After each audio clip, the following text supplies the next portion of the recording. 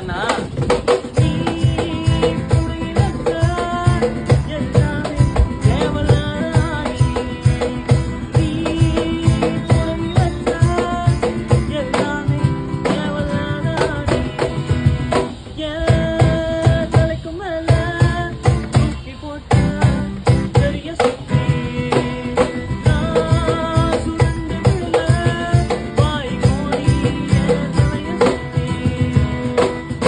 ஆணியே புடுங்க வேணாண்டா, ஆணியே புடுங்க வேணாண்டா, ஆணியே புடுங்க வேணாண்டா, நீ ஒரு ஆணியும் புடுங்க வேணாண்டா.